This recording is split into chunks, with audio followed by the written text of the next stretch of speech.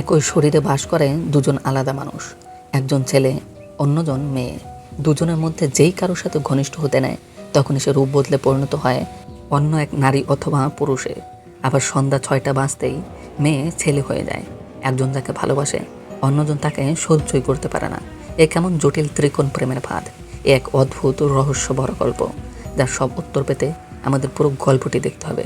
তো চলো আর সময় নষ্ট না করে একসাথে শুরু করা যাক আজকের এই গল্পটি।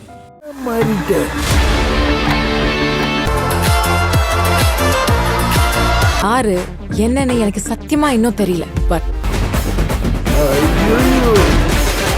டவுட்ரா நான் ஆம்பளையா பொம்பளையான்னு தெரியும் அவ்வளோதானே.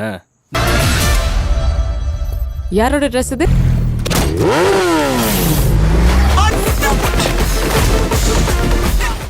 গল্পটি শুরু হয় এক মুষলধারে বৃষ্টির রাতে।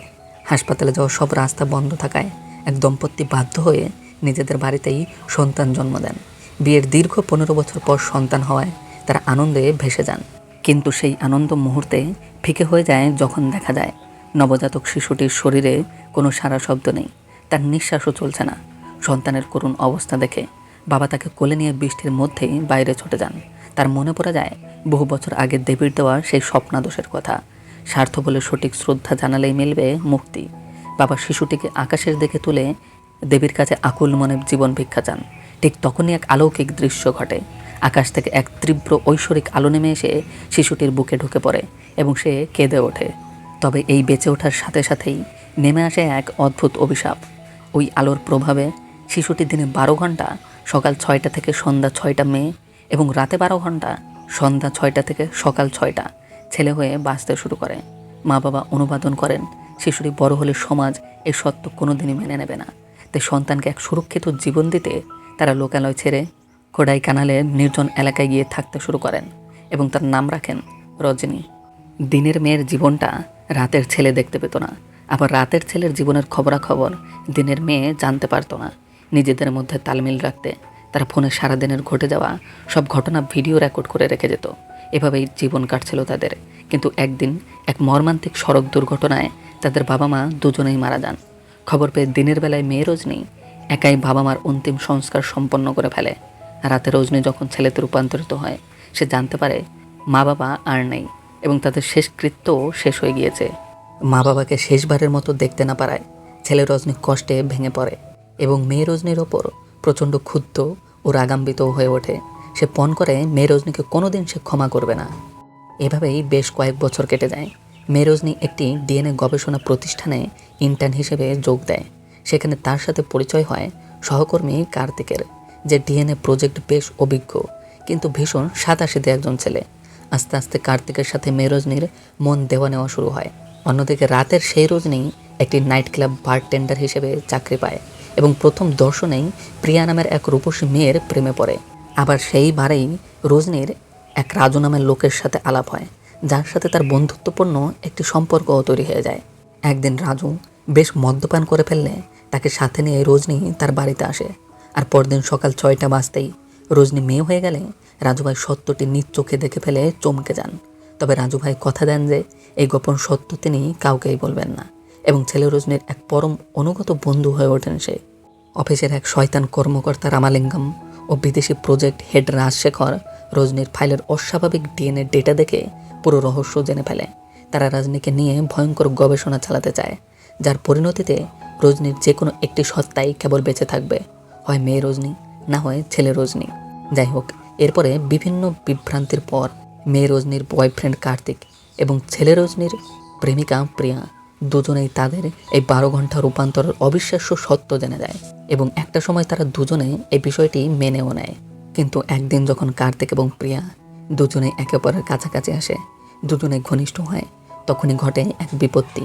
হঠাৎ করে প্রিয়ার এই 24 বছর পরে পিরিয়ড শুরু হয়। আর এরপরেই শুরু হয় আসল সমস্যা। রজনীর 12 ঘন্টার নির্দিষ্ট সময়সূচি গুলিয়ে যায়।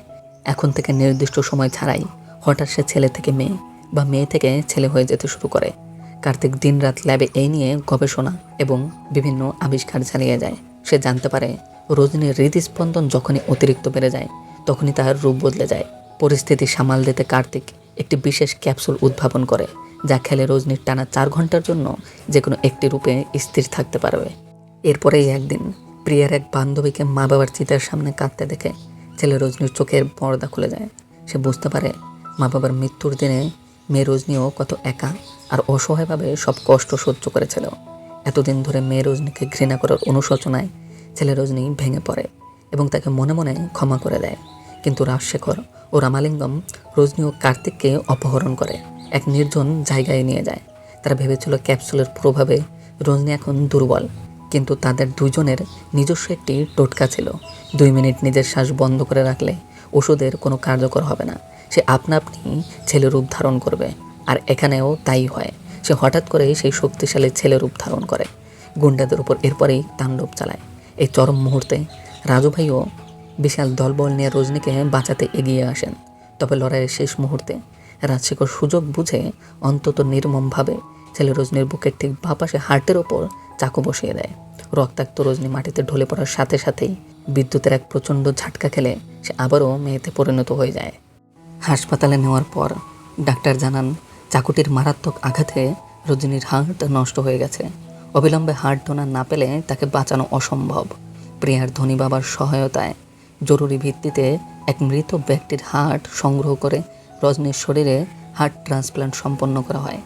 দীর্ঘ 3 সপ্তাহ কোমায় থাকার পর মেয়ে রজনী সুস্থ হয়ে জ্ঞান ফিরে পায়, কিন্তু সাথে সাথেই এক অত্যন্ত করুণ ও বেদনাদায়ক সত্য প্রকাশ পায়। নতুন হার্ট প্রতিস্থাপনের পর এই 3 সপ্তাহে সে আর একবারের জন্য ছেলেতে রূপান্তরিত হয়নি। অর্থাৎ নতুন হার্টের সাথে সাথে সেই অলৌকিক ক্ষমতা এবং ছেলে রজনীর অস্তিত্ব চিরকালের জন্যই মুছে গিয়েছে। ছেলে রজনীকে হারানোর গভীর শোক বুকে চেপে রেখেই মেয়ে রজনী কার্তিকের ভালোবাসা গ্রহণ করে এবং তারা বিবাহ বন্ধনে আবদ্ধ হয়। কয়েক মাস পর তাদের কোল আলো করে আসে এক ফুটফুটে কন্যা সন্তান, যার নাম রাখা হয় কমলী। কিন্তু গল্পের শেষ দৃশ্যে এক চরম চমক অপেক্ষা করছিল।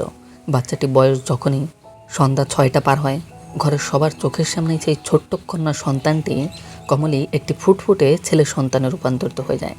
রজনীর জীবন থেকে চলে যাওয়া সেই অদ্ভুত অলৌকিক চক্রটি এখন নতুন করে শুরু হলো তার সন্তানের জীবনের মাধ্যমে। হ্যাঁ, আজকের গল্পটি এখানেই এমনই একটি কাহিনীর সাথে শেষ হয়। কেমন হয়েছে গল্পটি অবশ্যই জানিও। আবারও দেখা হচ্ছে খুব শীঘ্রই। ততক্ষণের জন্য বাই অ্যান্ড টেক কেয়ার।